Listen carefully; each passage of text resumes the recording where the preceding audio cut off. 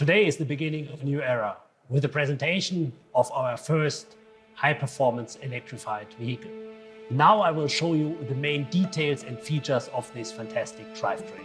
Our legendary V12 meets a performance-oriented hybrid system, resulting in a maximum reactive and sharp and emotional drivetrain. Thereby, the V12 has been rotated by 180 degrees, resulting in a completely new architecture.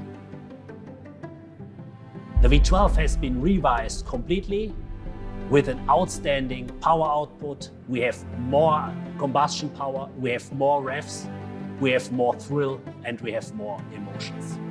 The overall power output is more than 1000 CV. For the first time, we have used a transversal 8-speed dual-clutch gearbox. This gives us a completely new architecture. The gearbox is assembled transversal. This allows us a perfect weight distribution, a very compact architecture, incorporating also an electric motor. This electric motor has three main functions. First of all, it starts the V12 engine. Secondly, it's also able to recharge the battery if needed. And last but not least, it's also delivering additional torque in the case of maximum acceleration and also improving the shifting.